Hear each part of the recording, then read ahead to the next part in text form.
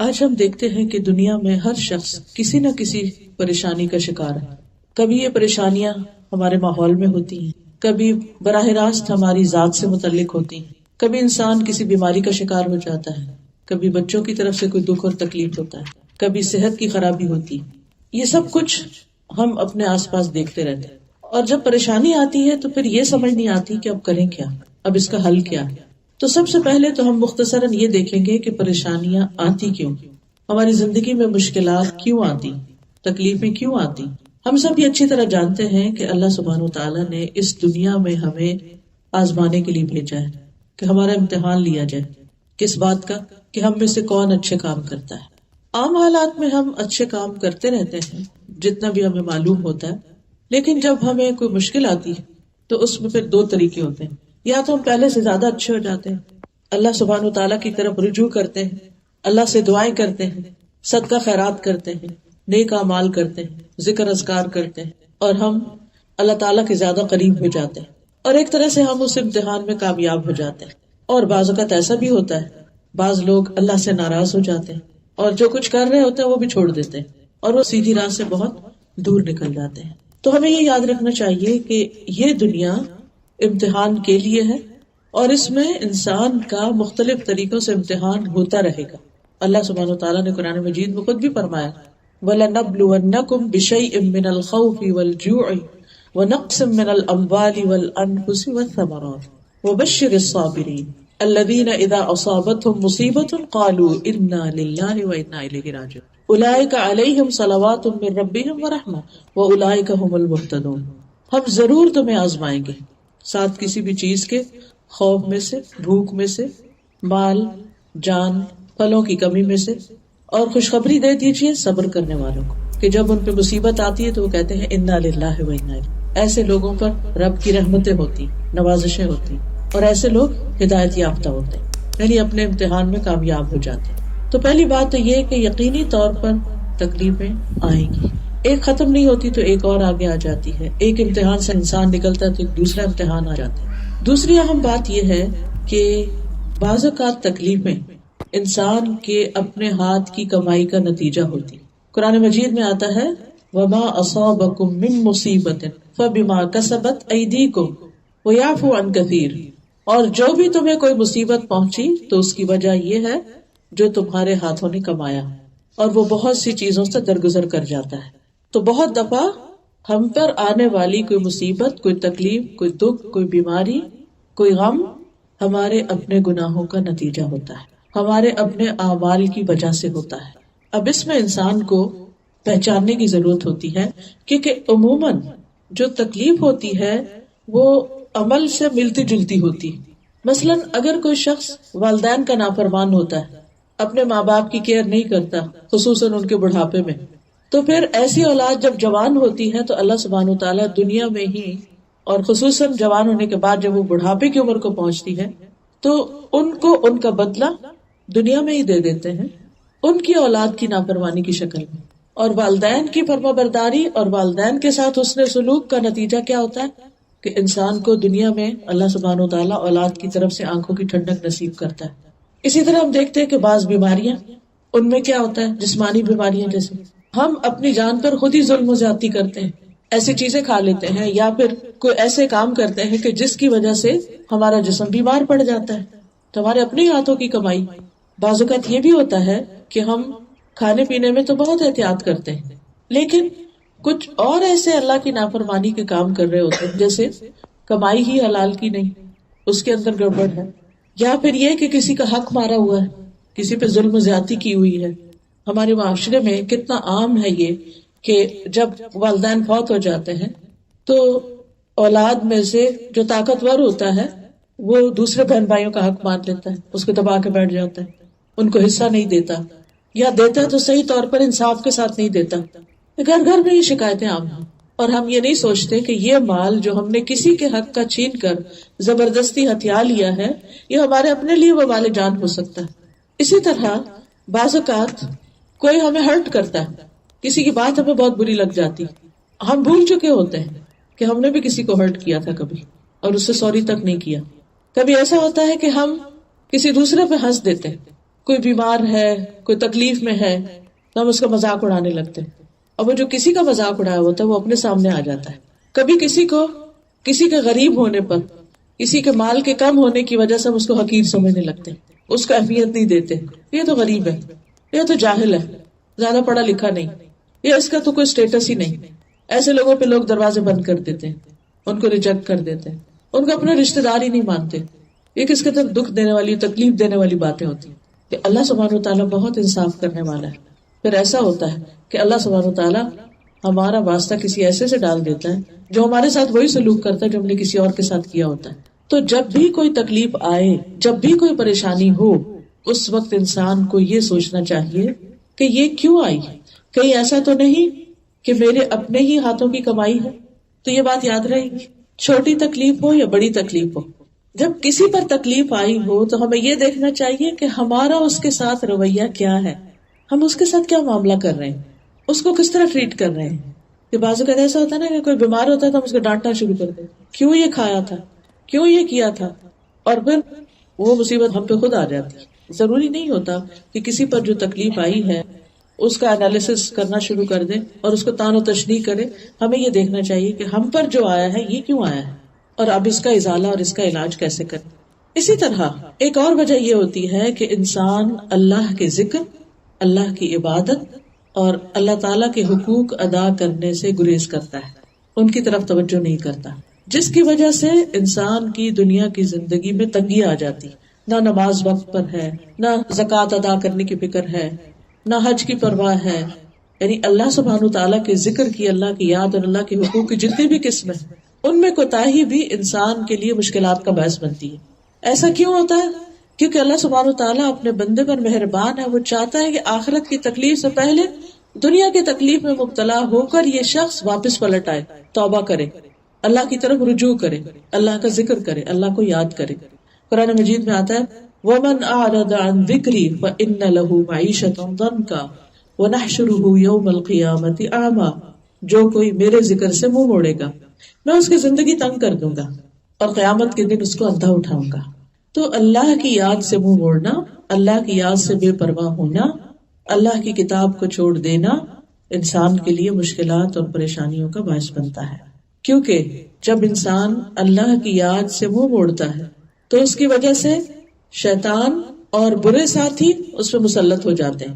ابھی آپ نے مغرب کی نماز میں جو تلاوت سنی ہوگی، کتنی خوبصورت تلاوت تھی کہ اللہ ولی الذین آمنوا یخرجہم من الظلمات الی النور. اللہ ایمان والوں کا دوست ہے، انہیں اندھیروں سے نکال کے روشنی کی طرف لاتا ہے. والذین کفروا اولیاءہم الطاغوت. اور وہ لوگ جنہوں نے کفر کیا ان کے دوست طاغوت ہیں، شیاطین ہیں. یخرجونہم من النور الی الظلمات. جو انہیں روشنی سے اندھیروں کی طرف لے جاتے ہیں، ہدایت سے گمراہی کی طرف لے جاتے ہیں. تو جو شخص اللہ کے ذکر سے منہ موڑتا ہے اللہ سبحانہ وتعالیٰ اس پر شیاطین کو مسلط کر دیتے ہیں. من یعش عن ذکر الرحمن نقیض له شیطانا فہو له قرین وانہم لیصدونہم عن السبیل ویحسبون انہم مہتدون. اور جو شخص رحمان کے ذکر سے آنکھیں بند کر لیتا ہے ہم اس پر ایک شیطان مسلط کر دیتے ہیں جو اس کا ساتھی بن جاتا ہے، اور بے شک وہ ضرور انہیں اصل راستے سے روکتے ہیں اور وہ سمجھتے ہیں کہ وہ سیدھی راہ پہ جا رہے ہیں. یہاں تک کہ جب وہ ہمارے پاس آئے گا تو کہے گا اے کاش میرے اور تیرے درمیان 2 مشرقوں کا فاصلہ ہوتا. بس وہ برا ساتھی ہے. اب دیکھیے کہ شیطان کے مسلط ہونے کی علامتیں کیا ہوتی ہیں کہ انسان کا نیکی کے کاموں میں دل نہیں لگتا، اس کا ذکر کی مجلسوں سے دل اچاٹ ہوتا ہے، قرآن پڑھنے کا دل نہیں کرتا، نماز میں دل نہیں لگتا، کوئی درس و تدریس کی مجلس ہو تو وہاں جانے کا دل نہیں کرتا.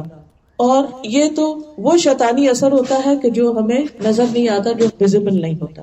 بعض اوقات ایسا بھی ہوتا ہے کہ واقعی جنات جو ہیں وہ انسانوں پہ مسلط ہو جاتے ہیں، خاص طور پر اگر طہارت کا اہتمام نہ کیا جائے، پاکیزگی کا خیال نہ کیا جائے، پروٹیکشن کے لیے اذکار وغیرہ نہ پڑھے جائیں. کیونکہ جو ذکر ہوتا ہے نا، اس کے بارے میں حدیث میں آتا ہے کہ جب انسان ذکر کرتا ہے تو ایک محفوظ قلعے میں آ جاتا ہے، شیطان اس کے اوپر اثر نہیں کر سکتا. لیکن آپ دیکھیں ہر گھر میں کوئی نہ کوئی ایسی کہانی ہے، کہیں اس کے رشتے دار میں، کبھی کہیں بچے میں، کہیں بڑے میں، کہیں کیا ہے، اس پر سایہ ہے، اس پہ جادو ہے، اس پہ نظر ہے، اس پہ جن ہے. یہ کیوں ہے؟ انہیں کیسے ضرورت ہوگی کہ آئیں؟ اس کی وجہ کیا تھی؟ قرآن یہ بتاتا ہے جو رحمان کے ذکر سے غفلت برتتا ہے اس پر ہم شیطان مسلط کرتے ہیں اور وہ اس کا ساتھی بن جاتا ہے اور پیچھے پڑ جاتا ہے اس کے. اور ان سے بچنے کا طریقہ بھی کیا ہے پھر کہ ان سے انسان کیا کرے؟ اللہ کے ذکر سے مدد لے. پھر اسی طرح جب انسان اللہ کی عبادت سے روگردانی کرتا ہے تو انسان کی محتاجی اور فقر اس کے احساس میں اضافہ ہو جاتا ہے کہ میرے پاس کچھ نہیں ہوتے ہوئے بھی انسان کے اندر مالی محتاجی اور کمی کا ایک خوف لاحق ہو جاتا ہے اس کو. ابو ہریرہ کہتے ہیں کہ رسول اللہ صلی اللہ علیہ وسلم نے فرمایا، اللہ تعالیٰ فرماتے ہیں، حدیث قدسی ہے، اے ابن آدم تم اپنے آپ کو میری عبادت کے لیے فارغ کر لو، میں تمہارے دل کو بے نیازی سے بھر دوں گا اور تمہارا فقر دور کروں گا، تمہاری محتاجی دور کروں گا. لیکن اگر تم ایسا نہیں کرو گے تو میں تمہارے دونوں ہاتھ کاموں میں مشغول کر دوں گا اور اس کے باوجود تمہارا فقر دور نہیں کروں گا. دو جابز کرنے کے باوجود، دن رات کام کرنے کے باوجود، قرضے ہیں کہ اتر نہیں رہے، ضروریات ہے کہ پوری نہیں ہو رہی، ہر وقت ایک خوف اور بے چینی مسلط ہے سر پہ کہ کیا بنے گا، ہمارا کیا بنے گا، بچوں کا کیا بنے گا. اور اس کے پیچھے بھی وجہ کیا ہوتی ہے جو عام طور پر ہم جان نہیں پاتے کہ ہم اپنے فرائض میں، اپنی عبادات میں کمی کر رہے ہوتے ہیں. جب انسان اللہ کا حق دیتا ہے نا تو اللہ تعالیٰ اس بندے کے دل کے اندر ایک اطمینان اور ایک غنا پیدا کر دیتا ہے، تھوڑے میں بھی اس کو اطمینان نصیب ہو جاتا ہے اور اس کے لیے رزق کے دروازے بھی کھول دیتا ہے، کیونکہ ساری رزق کی کنجیاں تو اسی کے ہاتھ میں ہیں. وَلِلَّهِ خَزَائِنُ السَّمَاوَاتِ وَالْأَرْضِ، اللہ ہی کے پاس ہے، اللہ ہی کے لیے ہیں خزانے آسمان و زمین کے. وَعِندَهُ مَفَاتِحُ الْغَيْبِ لَا يَعْلَمُهَا إِلَّا هُوَ، اس کے پاس غیب کی کنجیاں ہیں جن کو اس کے سوا کوئی جانتا بھی نہیں. یعنی اس نے وہ کچھ رکھا ہوا ہے کہ جس کے بارے میں اس کے سوا کسی کو بھی نہیں پتا ان خزانوں کا. وَإِن مِّن شَيْءٍ إِلَّا عِندَنَا خَزَائِنُهُ وَمَا نُنَزِّلُهُ إِلَّا بِقَدَرٍ مَّعْلُومٍ، کوئی چیز ایسی نہیں کہ جس کے ہمارے پاس خزانے نہ ہو، ڈھیروں ڈھیر ہے، لیکن ہم اس کو ایک مخصوص اندازے اور ایک مقدار کے مطابق اتارتے ہیں. اللہ کے پاس کسی چیز کی کمی نہیں، کمی ہم میں ہے کہ ہم اس کی طرف سچے دل سے رجوع نہیں کرتے. پھر اسی طرح ایک حدیث سے یہ پتہ چلتا ہے کہ جو شخص صرف دنیا کی فکر میں مشغول رہتا ہے، اس کا ہم و غم اور پریشانی اور فکر ہر وقت دنیا دنیا دنیا ہے، تو اللہ تعالیٰ اس سے بے نیاز ہو جاتا ہے، کیونکہ وہ اللہ کو بلا کر صرف دنیا کا غلام بن جاتا ہے. نبی صلی اللہ علیہ وسلم نے فرمایا، جو اپنے غموں کو ایک ہی غم بنا لے، یعنی آخرت کا غم، آخرت کا فکر، تو اللہ تعالیٰ اس کے دنیا کے غموں سے اس سے کافی ہو جائے گا. یعنی جسے آخرت کا غم لگ جاتا ہے، اللہ تعالیٰ اسے دنیا کے غموں سے بے نیاز کر دیتے ہیں، اس کے دنیا کے غم دور کر دیتے ہیں، کیونکہ اس کو ایک بڑی فکر لگی ہوئی. تو یہ چھوٹی چھوٹی چیزیں اس کو بادر نہیں کرتی. وہ کہتا کوئی بات نہیں، یہ چیز نہیں ہے، یہ ختم ہو گیا، سب کچھ ختم ہونے والا ہے، سب جانے والا ہے. فکر کرنی چاہیے وہاں کی کہ وہاں کچھ نہ ہوا تو کوئی دینے والا نہیں ہوگا پھر. اور فرمایا کہ اور جس کو پریشانیاں ادھر ادھر بھٹکا کر لے جائیں، اللہ اس کی پرواہ نہیں کرے گا کہ وہ دنیا کی کس وادی میں ہلاک ہو کر گرتا ہے، کہاں جاتا ہے. اس لیے حالات کیسے بھی ہوں، رجوع اللہ ہی کی طرف کرنا چاہیے، مدد اسی سے مانگنی چاہیے، توجہ اسی کی طرف کرنی چاہیے، کیونکہ مشکل آسان بھی وہی کرنے والا ہے. پھر اسی طرح جب انسان دنیا کی حرص زیادہ رکھتا ہے، دنیا کی محبت زیادہ رکھتا ہے، تو اس سے اللہ کی محبت میں بہرحال کمی آتی ہے. نبی صلی اللہ علیہ وسلم نے فرمایا، قیامت قریب آ چکی ہے، لیکن لوگوں میں دنیا کی حرص ہی بڑھے گی. یعنی جو زندگی بڑھتی جاتی ہے، انسان کی بڑھاپے کی طرف جاتا ہے، تو دنیا کی حرص کم نہیں ہوتی. اسی طرح ہم سب کہتے ہیں کہ اب آخری زمانہ آ گیا ہے اور یہ سب، لیکن اس کے باوجود ہر دور میں، ہر آنے والے دور میں پچھلے سے زیادہ دنیا کی محبت اور مادہ پرستی اور دنیاوی عیش و عشرت کی زیادتی اور ان کو فراہم کرنے کے جو انتظامات ہیں ان کی طرف ہم سب کی فکر زیادہ ہوتی. اور پھر اس بات سے بھی ڈرنا چاہیے کہ اگر ہم اللہ کو ناراض کر کے جی رہے ہیں اور پھر بھی ہماری زندگی میں کچھ خوشحالی ہے، پریشانی اور فکر نہیں، کہ ہم یہ کہہ سکتے ہیں نہیں ہم تو اپنی مرضی سے ہی ذکر اذکار نماز کرتے ہیں اور پھر بھی ہمیں تو کوئی ایسی بڑی بات نہیں، تو یہ اللہ تعالیٰ کی طرف سے ایک ڈھیل ہوتی ہے. اس کو استدراج کہتے ہیں کہ اللہ تعالیٰ بندے کو ڈھیل دیتا ہے کہ بندے جب اللہ تعالیٰ کو بھولتے جاتے ہیں، اللہ تعالیٰ اتنی دنیا ان پہ فراخ کرتا چلا جاتا ہے اور پھر ایک وقت آتا ہے کہ اچانک پکڑ لیتا ہے. اس لیے اگر نافرمانیوں کے باوجود رزق میں اضافہ ہو رہا ہے، اللہ سے دوری کے باوجود دنیا آسان ہو رہی ہے، تو اس کو بھی اپنے لیے خوش قسمتی کی علامت نہیں سمجھنا چاہیے، کیونکہ کسی وقت بھی پکڑ آ سکتی ہے، کیونکہ اللہ کی نافرمانی میں کوئی خیر نہیں، کوئی کامیابی نہیں. تو اصل میں پھر مشکلات کا حل، تکلیفوں سے نجات، یہ صرف اللہ کی طرف رجوع کرنے میں ہی ہے. تو پھر کرنا کیا چاہیے ہمیں؟ کوئی چھوٹا دکھ ہے یا بڑا دکھ، کوئی چھوٹی فکر ہے یا بڑی، کوئی پریشانی ہے، تو پہلی بات یہی ہے کہ اللہ سے اپنا تعلق مضبوط کریں، اللہ کو دوست بنا لیں، اللہ کو اپنا ولی بنا لیں، اللہ سے توبہ کریں، اللہ کی طرف رجوع کریں، کیونکہ اللہ سبحانہ و تعالیٰ کے پاس ہر مسئلے کا حل ہے. کوئی مشکل ایسی نہیں کہ جو اللہ کے لیے مشکل ہو. ساری دنیا بھی بعض اوقات مل کر آپ کی کوئی مشکل دور نہیں کر سکتی، لیکن اللہ اس کو دور کر سکتا ہے، کیونکہ وَلِلَّهِ مُلْكُ السَّمَاوَاتِ وَالْأَرْضِ، آسمان و زمین کی بادشاہت اللہ ہی کے لیے، ہر چیز کا مالک ہے. وَاللَّهُ عَلَى كُلِّ شَيْءٍ قَدِيرٌ، اور اللہ ہر چیز پر قدرت رکھتا ہے، سب کچھ اس کے کنٹرول میں ہے. وہ کن کہہ دے تو کوئی مشکل ہی نہ رہے. تو ہمیں کیا کرنا چاہیے؟ اللہ سبحانہ وتعالیٰ کی طرف رجوع کرنا چاہیے، اللہ کی طرف لوٹنا چاہیے. نبی صلی اللہ علیہ وسلم، صحابہ اور امت کے نیک لوگوں کا ہمیشہ یہی طریقہ رہا ہے، یہی وتیرہ رہا ہے کہ کوئی چھوٹی پریشانی آئی ہے، بڑی حد تک اگر چراغ بھی بجھ گیا تو انہوں نے کیا کہا؟ انا للہ و انا الیہ. ہر نقصان کے اوپر اللہ کی طرف رجوع، اللہ کی طرف پلٹنا، کیونکہ اللہ تعالیٰ فرماتا ہے کہ میں اپنے بندے کے گمان کے ساتھ ہوتا ہوں، جو وہ میرے ساتھ گمان رکھتا ہے. جب وہ مجھے یاد کرتا ہے تو میں اس کے ساتھ ہوتا ہوں، اگر وہ دل میں یاد کرتا ہے تو میں بھی دل میں یاد کرتا ہوں، اگر بھری محفل میں یاد کرتا ہے تو اس سے بہتر محفل میں یاد کرتا ہوں. اگر وہ میری طرف ایک بالشت آتا ہے تو میں اس کی طرف ایک گز آتا ہوں، اگر وہ ایک گز میری طرف آتا ہے تو میں 2 گز اس کے قریب ہوتا ہوں، اگر وہ چلتا ہوا میری طرف آتا ہے تو میں دوڑتا ہوا اس کے پاس آتا ہوں. تو ضرورت اس بات کی ہے کہ ہم اللہ کی طرف پلٹیں، اس کی طرف رجوع کریں اور اپنی حاجتیں، اپنی مشکلات، اپنے دکھ اللہ کے سامنے رکھیں. ہم عام طور پر بندوں کے سامنے رکھتے ہیں اور ہر ایک کو اپنی داستان سناتے رہتے ہیں جہاں موقع مل جائے، لیکن اللہ کے سامنے نہیں رکھتے اس طرح جس طرح رکھنے کا حق. اور ہوتا پتہ کیا ہے، جب ہم 10 لوگوں کو کہانی سنا چکے ہوتے ہیں نا تو تھوڑا ہمارا دل سکون میں آ جاتا ہے، تو پھر وہ دعا مانگنے میں وہ لذت ہی نہیں رہتی.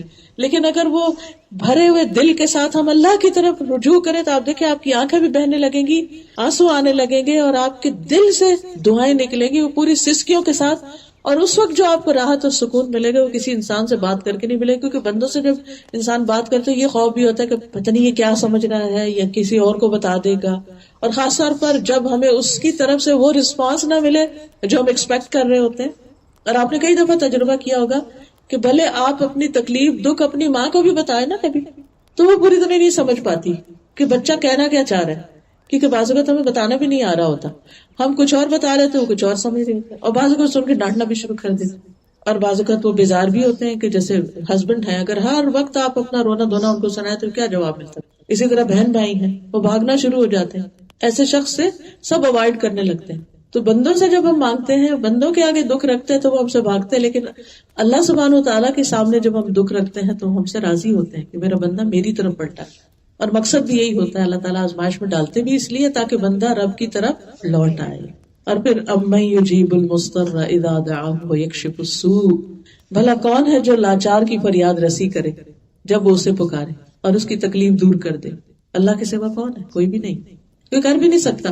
بندے ہماری مصیبت کی کہانی سن بھی لیں تو زیادہ سے زیادہ کیا کر سکتے ہیں؟ افسوس یا دکھ کا اظہار، یا ہمارے ساتھ وہ بھی بیٹھ کے رونے لگیں گی، یا ہمیں کوئی مشورہ دے دیں گے اور ہو سکتا ہے الٹا ہی مشورہ ہو اور اس میں مسئلے کا حل نہ ہو. اور بعض اوقات ہماری تسلی بھی نہ ہو اس مشورے سے، بعض اوقات وہ کر بھی نہیں پاتے پھر جو وہ کہتے ہیں، اور نہیں کرتے ہم تو پھر وہ ناراض ہوتے ہیں کہ تم مشورے ہی لیتے اور کرتے کچھ نہیں. تو ایسی صورت میں انسان اللہ سبحانہ وتعالیٰ کی طرف رجوع کرے، اس کے سامنے اپنی حاجت اور پورے یقین کے ساتھ رکھے، اس یقین کے ساتھ کہ رب کے پاس اس کا حل ہے.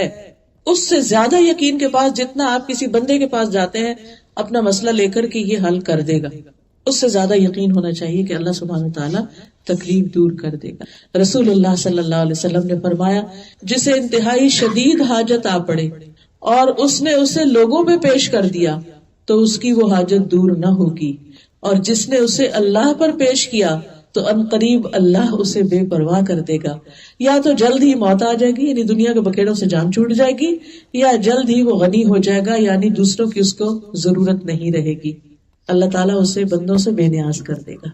لیکن اگر بندوں کے پاس ہی جاتے رہے تو پھر اللہ بندوں ہی کے حوالے کر دے گا. یعقوب علیہ السلام کے بارے میں آتا ہے کہ جب ان کو یہ خبر دی گئی کہ یوسف علیہ السلام جو ان کے بہت ہی پیارے بیٹے تھے، جن سے بہت محبت کرتے تھے وہ، کہ ان کو بھیڑیا نے کھا لیا ہے، جھوٹی موٹی خبر تھی، تو انہوں نے نہ بچوں سے ناراضگی کا اظہار کیا، نہ ان کے سامنے اپنا رونا رویا، کچھ نہیں. اللہ سبحانہ تعالیٰ کی طرف رجوع کیا وصبر جمیل واللہ المستعان. میں صبر کروں گا اور بہت خوبصورت صبر، اور اللہ ہی مدد کے لیے کافی. واللہ المستعان، اللہ ہی ہے جسے مدد چاہی جاتی. اور پھر کیا کہتے ہیں، انما اشکو بثی وحزنی الی اللہ، میں اپنے غم اور دکھ کی فریاد اللہ کے سامنے رکھتا، کیونکہ جو ہونا تھا ہو گیا. یوسف کے ساتھ جو بھی کیا انہوں نے، اب بچوں کو ڈانٹ کر اور دوسرے بچوں سے صرف ناراض ہو کر اور روز ایک غم غصے کا اظہار کر کے مسئلہ تو حل نہیں ہوگا. تو گھر کے چین کو بھی نہیں برباد کیا.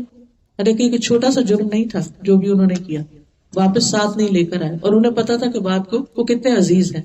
لیکن ان کا حسن سلوک آپ دیکھیے، لیکن اللہ کے آگے گڑ گڑاتے رہتے ہیں، اللہ سے رو رو کر دعائیں کرتے ہیں. اور کس طرح اللہ سبحانہ وتعالیٰ نے کئی سالوں کے بعد ان کو جب واپس ملایا تو کتنے اچھے حال میں ملایا، کہاں پر ملایا. تو جب انسان مشکل اور تکلیف کے وقت اللہ کے سامنے گڑ گڑاتا نہیں تو اس کا نقصان یہ ہوتا ہے کہ بندے کا دل پھر سخت ہو جاتا ہے، بعض اوقات مصیبت کا عادی ہو جاتا ہے، اور بعض اوقات ادھر ادھر باتیں کر کے پریشان ہو کر پھر اپنے آپ کو نقصان دیتا ہے. اور پھر جب آپ اللہ سے دعا کر لیں پھر اللہ پہ بھروسہ بھی کریں اور انتظار بھی کریں. قرآن مجید میں آتا ہے وَمَن يَتَوَكَّلْ عَلَى اللَّهِ فَهُوَ حَسْبُهُ إِنَّ اللَّهَ بَالِغُ أَمْرِهِ قَدْ جَعَلَ اللَّهُ لِكُلِّ شَيْءٍ قَدْرًا. اور جو اللہ پہ بھروسہ کرے گا تو اللہ اس کے لیے کافی ہے. اللہ اپنا کام پورا کر کے رہتا ہے، بلا شبہ اللہ نے ہر چیز کا اندازہ مقرر کر رکھا ہے. اللہ کو زیادہ پتا ہوتا ہے کہ کون سا کام کس وقت ہونا چاہیے. بعض اوقات بچوں کی شادی نہیں ہوتی، مثلا ہمارے بہت ہی پریشان رہتے ہیں، وہ کہتے ہیں ہمیں نیند نہیں آتی، ہمیں چین نہیں آتا، روز گھر میں ایک ہنگامہ، اور جس بچے کے ساتھ وہ مسئلہ ہوتا ہے وہ بھی پریشان رہتی ہے. دعائیں بھی بہت ہو رہی ہوتی، سب کچھ ہو رہا ہوتا، کوشش بھی ہو رہی ہے، تو اس کے باوجود ایک چیز نہیں ہو کے دیتی، کیونکہ اللہ کو پتا ہے کہ اس کے لیے رائٹ ٹائم کون سا ہے. ہو سکتا ہے اس سے پہلے وہ چیز ہو تو وہ اس کے حق میں بہتر نہ ہو. اس کی حکمت اللہ ہی کو پتا ہوتی. کسی دعا کے سننے میں یوسف علیہ السلام کے والد جو تھے یعقوب علیہ السلام، وہ اللہ کے نبی تھے، اور کیا وہ دعائیں نہیں کرتے؟ وہ دعائیں کرتے تھے، لیکن وہ دعا کب قبول ہوئی؟ 30 سال کے بعد. تو بعض چیزوں کو وقت لگ جاتا ہے، تو انسان کو مایوس نہیں ہونا چاہیے، دعائیں کرتے رہنا چاہیے، کیونکہ دعا عبادت ہے. ہم دعا کی شکل میں اٹھتے بیٹھتے چلتے پھرتے ایک عبادت کر رہے ہوتے ہیں. اور یہ تو ایک حقیقت ہے نا، جتنا ہم دکھ میں اچھی طرح اللہ کو پکارتے ہیں، خوشی میں نہیں پکارتے، بھول ہی جاتے. تو اس کو ایک موقع سمجھیے اللہ کے قریب ہونے کا. پھر اسی طرح دوسری چیز، دوسرا کام جو کرنے کا ہے وہ ہے نمازوں کی حفاظت. نبی صلی اللہ علیہ وسلم پر جب کوئی تکلیف پریشانی آتی سب سے پہلے اللہ کی طرف رجوع کرتے. کس شکل میں؟ نماز کی شکل. نماز کے لیے دوڑتے. کوئی بھی مشکل ہو، کوئی فوت ہو جائے، کوئی بیماری آ جائے، کوئی پریشانی آ جائے، نفل پڑھے، اللہ سے دعا کرے. اور پھر خاص طور پر فرض نمازوں کی حفاظت. فرض نمازوں کی حفاظت. اب دیکھیے کہ بعض لوگ جان بوجھ کے دیر سے اٹھتے ہیں، خاص طور پر سمر میں 7 بجے کا الارم لگا ہوا، چاہے سورج 6 بجے نکل آیا، یعنی ہم نے تو اپنی نیند پوری کرنی، اٹھ کے قضا پڑھ لیں گے. انہوں نے قضا کو ایسے بنایا ہوا جیسے ادا ہو، روٹین میں نماز قضا کرتے ہیں اور جان بوجھ کے کر رہے ہوتے ہیں. ہر روز اللہ کی نافرمانی سے دن کا آغاز ہو رہا ہے تو کیا اس میں شامت نہیں آئے گی؟ اگر آپ کا بچہ ہر روز اسکول لیٹ جائے، ہر روز لیٹ جائے اور ایک پورا پیریڈ قضا کر دے ہر روز، تو کوئی پوچھے گا نہیں؟ اس کا کوئی نقصان نہیں ہوگا؟ آپ کہ نہیں وہ ہم لے لیں گے کام اور گھر میں شام کو کر لے گا. نہیں، ہر کام کا ایک وقت ہوتا ہے، اور اگر وہ کام اس وقت پر نہ کیا جائے تو اس کے وہ نتائج نہیں نکلتے. تو دن کا آغاز اللہ کے ذکر سے. رسول اللہ صلی اللہ علیہ وسلم نے فرمایا جب تم میں سے کوئی سو جاتا ہے تو شیطان اس کے سر کے پچھلے حصے پر 3 گرے لگاتا ہے. ابھی کس قسم کی تھی ہمیں نہیں پتا، لیکن بہرحال کیونکہ اللہ کے رسول صلی اللہ علیہ وسلم فرمایا تو یہ بالکل سچ ہی ہے. اور پھر ہر گرہ پر تھپکی دیتا ہے تم پر ایک بہت لمبی رات ہے، سو جاؤ سو جاؤ. یعنی انسان جب اٹھنے کی کوشش بھی کرتا ہے تو پھر تھپکا دیتا ہے، پھر نیند آ جاتی ہے. لیکن جب انسان صبح کے وقت اٹھ جاتا ہے، اٹھ کر اللہ کا ذکر کرتا ہے، دعا پڑھتا ہے، الحمدللہ الذی احیانا بعد ما اماتنا والیہ النشور، تو ایک گرہ کھل جاتی. وضو کرتا ہے، دوسری گرہ کھل جاتی. نماز پڑھتا ہے، ساری گرہیں کھل جاتی، اور انسان حشاش بشاش ہو کر دن کا آغاز کرتا ہے. ورنہ اس کی صبح نفس کی خباثت اور سستی کے ساتھ ہوتی. آدھا دن تو وہ سستی دور کرنے میں گزر جاتا ہے. وہ کیا پروڈکٹیو، وہ کیا کام کرے گا جس کا آدھا دن دماغ ہی حاضر نہیں ہے. کیونکہ جتنا انسان لیٹ اٹھتا ہے نا تو اتنا ہی پھر اس کو صحیح معنوں میں اس کا دماغ جاگنے میں اور اس کو کام میں آنے میں ٹائم لگتا ہے. تو اگر آپ ارلی جاگتے ہیں نا تو پھر صبح کے جو اول بابرکت وقت ہوتا ہے اس میں آپ کا دماغ زیادہ بہتر کام کر رہا ہوتا ہے، اور آپ جب جلدی کام شروع کرتے ہیں تو اس میں برکت ہوتی ہے اس وقت میں، اور کام جلدی مکمل بھی ہو جاتا ہے. پھر اسی طرح جب انسان نماز پڑھتا ہے تو اس سے اللہ کی رحمت ملتی ہے انسان. قرآن پاک میں آتا ہے وَأَقِيمُوا الصَّلَاةَ وَآتُوا الزَّكَاةَ وَأَطِيعُوا الرَّسُولَ لَعَلَّكُمْ تُرْحَمُونَ. نماز قائم کرو، زکوٰۃ ادا کرو اور رسول کا حکم مانو تاکہ تم رحم کیے جاؤ، تم پہ رحمت ہو. تو نماز کی ادائیگی اللہ سبحانہ وتعالیٰ کی رحمت حاصل کرنے کا ذریعہ ہے.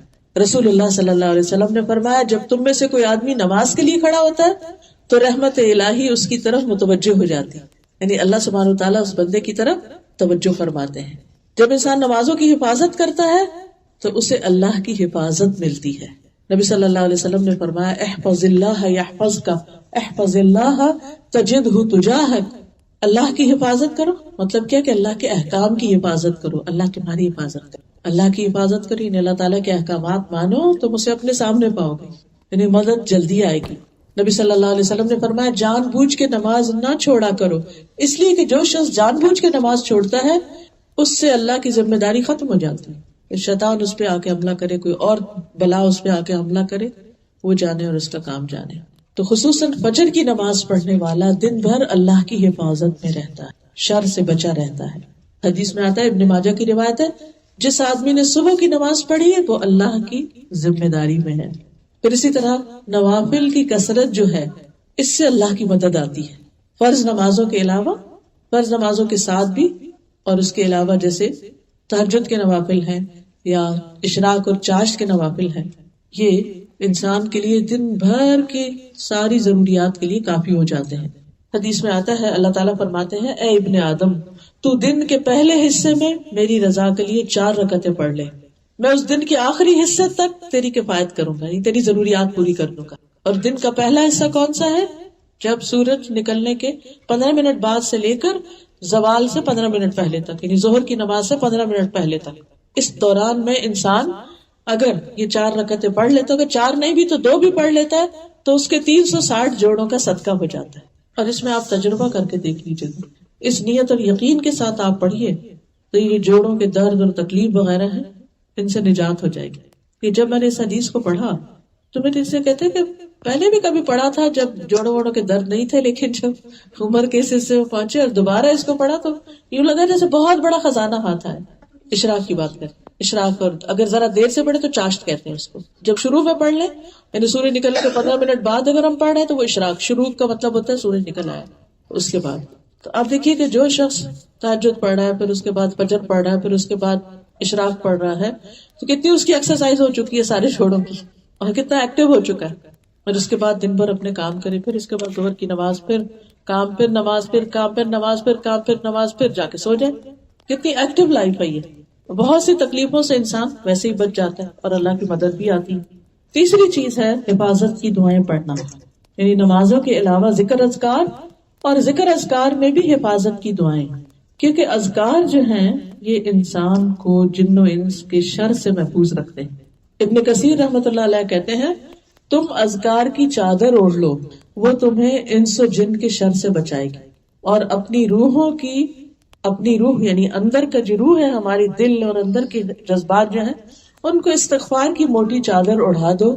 یہ چادر تمہیں دن اور رات کے گناہوں سے بچائے گی. ان کا جو شر آنے والا ہے نا گناہ کے بعد، تو جب انسان استغفار کر لیتا تو وہ بلا ٹل جاتی.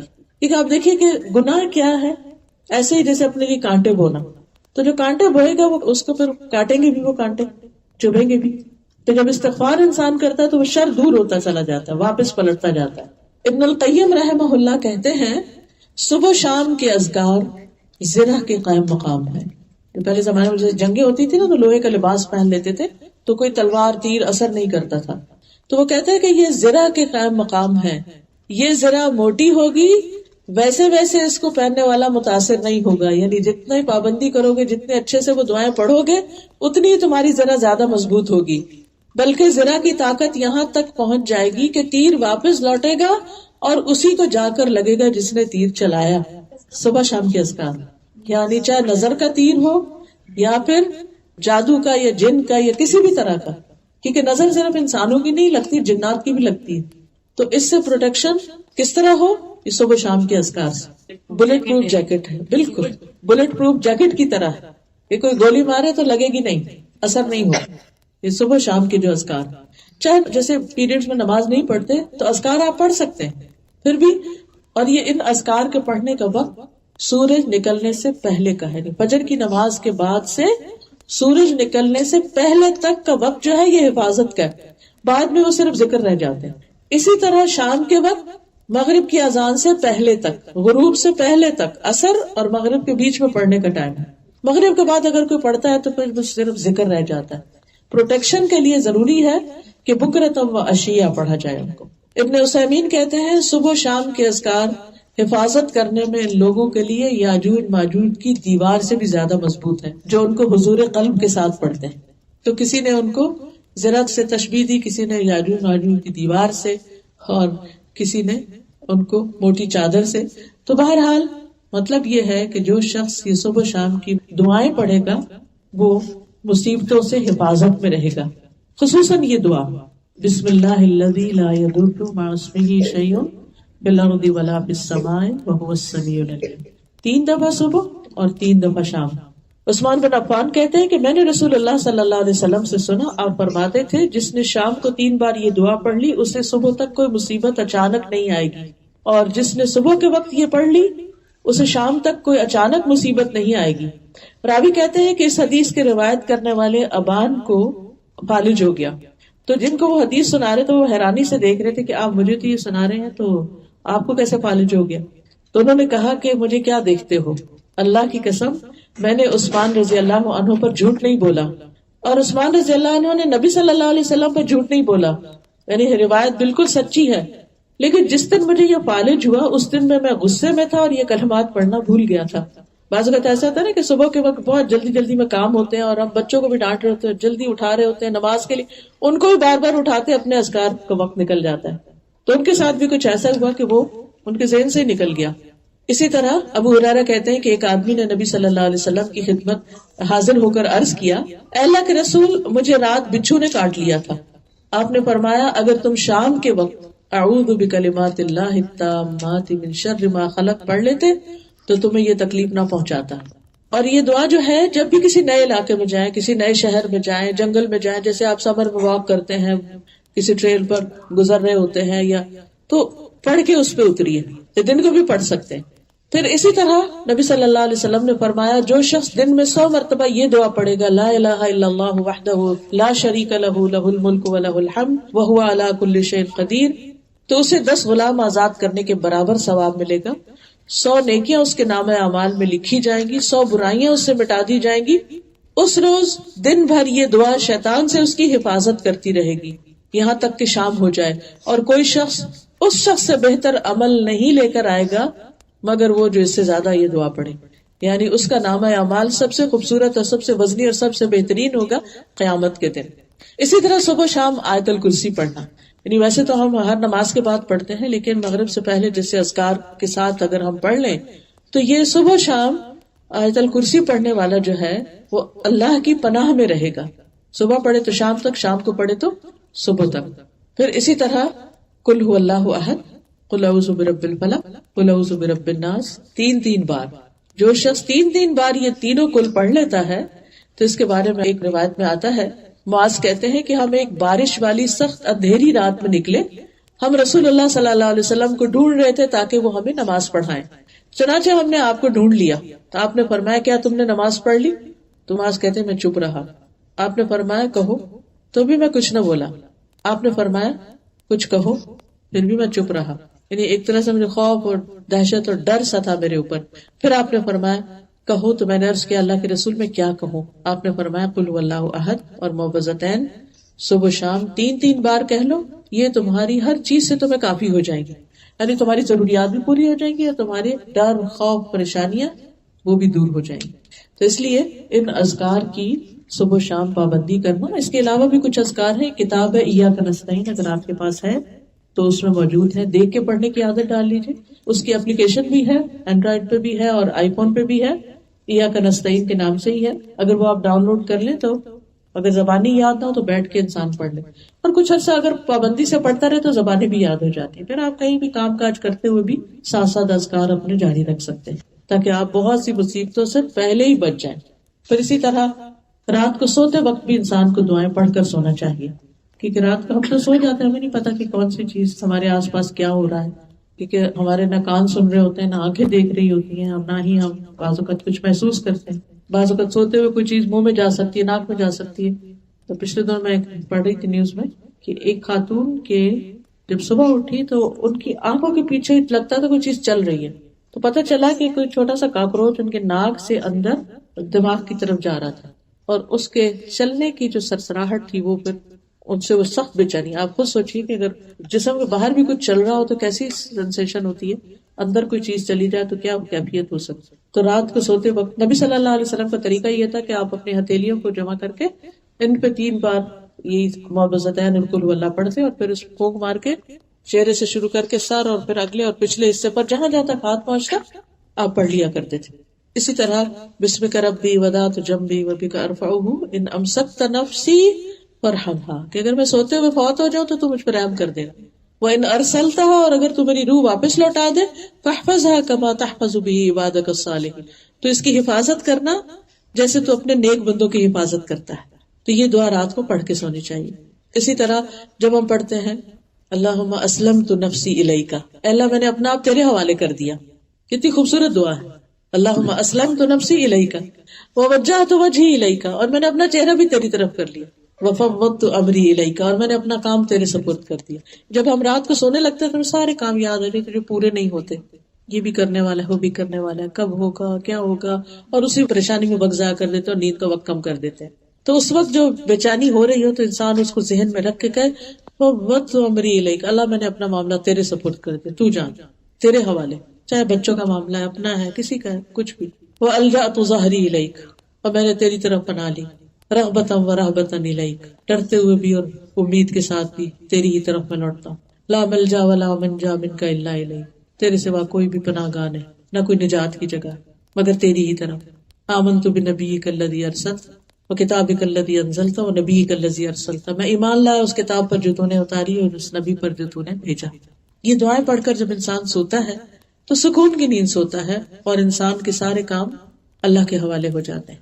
اور جب انسان کی نیند اچھی سے پوری ہو جاتی ہے پھر صبح اٹھتا ہے تو فریش اٹھتا ہے، دماغ بھی حاضر ہوتا ہے، کام اچھے سے ہوتے ہیں، اور اس طرح انسان حشاش بشاش خوش باش زندگی بسر کرتا ہے. انسان کا نفس مطمئنہ بن جاتا ہے.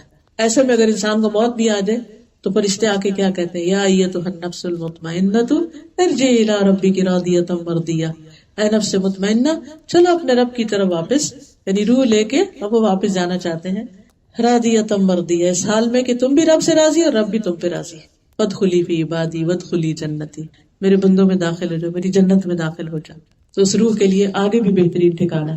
اسی طرح دیگر مقامات پر بھی اللہ کا ذکر کرتے رہنا چاہیے، خصوصاً جب آپ گھر میں داخل ہو تو بسم اللہ پڑھ کے داخل ہو، گاڑی میں بیٹھے بسم اللہ پڑھ کے بیٹھے، اس کا دروازہ بسم اللہ پڑھ کے کھولے، پھر اسے کھانا کھانے لگے تو بسم اللہ پڑھ لیں، بستر میں جائے بسم اللہ پڑھ لیں، ہر چیز میں. ایک حدیث میں آتا ہے، سلسلہ صحیحہ ہی کی حدیث ہے، ابن عباس کہتے ہیں ابلیس نے کہا اے میرے رب تو نے اپنی ساری مخلوق کا رزق واضح کر دیا، میرا رزق کہاں ہے؟ فرمایا ہر اس چیز پہ جس پر میرا نام نہ لیا جائے، یعنی جہاں بسم اللہ نہیں پڑھا وہاں تیرا ٹھکانہ ہے، وہاں تیرا یعنی اس گھر میں تیرا ٹھکانہ ہے، وہاں اس کے کھانے میں تیرا حصہ، اولاد میں تیرا حصہ، ہر چیز میں، یعنی جس چیز پر بھی اللہ کا نام نہیں لیا گیا وہاں ابلیس کا حصہ، شیطان کا حصہ بیچ میں آ گیا. چوتھی چیز یہ ہے کہ ہر وقت اللہ کے ذکر کو اپنی عادت بنانا چاہیے. قرآن مجید میں آتا ہے وَاذْكُرُوا اللَّهَ كَثِيرًا لَعَلَّكُمْ تُفْلِحُونَ، اللہ کو بہت یاد کیا کرو تاکہ تم فلاح پا جاؤ، کامیاب ہو جاؤ. اور اس کا انسٹنٹ فائدہ تو یہ ہوتا ہے کہ دلوں پہ اطمینان ہوتا ہے، سکون آ جاتا ہے انسان. الا بذکر اللہ تطمئن القلوب، اور جب تک بندہ اللہ کو یاد کرتا رہتا ہے اللہ تعالیٰ اس کے ساتھ ہوتا ہے. پھر انسان کے اندر ایک خاص قوت اور انرجی آتی، انسان کا حوصلہ بڑھتا ہے، توکل بڑھتا ہے. ذکر انسان کو ایک طرح سے زندہ کر دیتا ہے، انسان کی زندگی ہے اس میں. کیونکہ حدیث میں آتا ہے اس شخص کی مثال جو اپنے رب کو یاد کرتا ہے اور جو یاد نہیں کرتا اس کی مثال زندہ اور مردہ جیسی، یعنی اتنا فرق ہو جاتا ہے. جس گھر میں اللہ کا ذکر ہوتا ہے وہاں پر اللہ کی رحمت نازل ہوتی ہے، سکینت نازل ہوتی ہے، فرشتوں کا حضور ہوتا ہے. پھر اسی طرح پریشانی اور خوف زائل ہوتا ہے. حدیث میں آتا ہے نبی صلی اللہ علیہ وسلم نے فرمایا جو رات سے خوف کھائے، جیسے بچے ہوتے ہیں نا رات کو ڈرنے لگتے کہ وہ پریشان کرے گی، یا مال خرچ کرنے سے بخل کرے، یعنی صدقہ بہت نہیں کر پاتا، یا دشمن سے مقابلہ کرنے سے ڈرے، تو چاہیے کہ وہ اس قول کی کثرت کر دے، سبحان اللہ و بحمدہ، سبحان اللہ و بحمدہ، پڑھتا رہے. یہ اللہ کے نزدیک سونے کا پہاڑ اللہ کے راستے میں خرچ کرنے سے زیادہ محبوب ہے. یعنی اگر تم سونے کا پہاڑ صدقے میں دو اور اس کے مقابلے میں، اور اگر نے کہا کہ کون ہم میں سے کر سکتا ہے صدقہ اتنا، ہے ہی نہیں پہاڑ، تو پھر کریں گے کہاں سے؟ تو ہمیں اللہ نے قوت تو دی ہے کہ ہم اللہ کا ذکر کریں. تو جو یہ کثرت سے پڑھے گا سبحان اللہ و بحمدہ، تو یہ اللہ تعالیٰ کو اس سے بھی زیادہ محبوب ہے کہ کوئی شخص اتنا بڑا صدقہ کرے. پھر اسی طرح شیطان کے حملوں سے بچاؤ کا ایک مضبوط ذریعہ ہے اللہ کا ذکر. یحییٰ علیہ السلام نے بیت المقدس میں بنی اسرائیل کو جمع کیا. جب مسجد بھر گئی تو خود ایک ٹیلے پر بیٹھ گئی، اونچی جگہ پر بیٹھ گئی، اللہ کی حمد و ثنا کی. پھر فرمایا میں تمہیں کثرت سے اللہ کا ذکر کرنے کا حکم دیتا ہوں، کیونکہ اس کی مثال اس شخص کی سی ہے جس کا بہت تیزی سے دشمن پیچھا کر رہا، کوئی پیچھے لگا ہوا ہے اور وہ مضبوط قلعے میں گھس کے پناہ لے لیتا ہے. آپ نے کبھی سوچا ہوگا نا، جیسے کہ کبھی کبھی ایسے خوف آتا ہے کہ کوئی گھر میں گھس نہ آئے، یا کوئی چور نہ آ جائے، یا کوئی پیچھے نہ لگ جائے، تو ہم فوراً ساتھ ہی ترتیبیں سوچنے لگتے ہیں، اچھا ہم اندر سے کنڈی لگا لیں گے، ہم یہاں بند ہو جائیں گے، وہ کریں گے. تو جب انسان اللہ کا ذکر کرتا ہے تو اسی لیے شیطان ہر وقت ہمارے پیچھے لگا رہتا ہے. تو وہ کیا ہے، اس سے بچ کر ہم اللہ کی پناہ میں آ جاتے ہیں، قلعے میں آ جاتے ہیں، تو دشمن اس پر حاوی نہیں ہو سکتا. ابن القیم نے ذکر کے کچھ اور فوائد بھی لکھے ہیں اپنی کتاب الوابل السیب میں. وہ کہتے ہیں ذکر شیطان کو بگا دیتا ہے، اس کا قلع خوا کرتا ہے، اس کی قوت توڑ دیتا ہے، رحمان عز و جل کو راضی کرتا ہے، دل سے غم اور پریشانی دور کرتا ہے، دل کے لیے خوشی کو کھینچ لاتا ہے، جسم اور دل کو طاقت بخشتا ہے، چہرے کو منور کرتا ہے، رزق کھینچ لاتا ہے.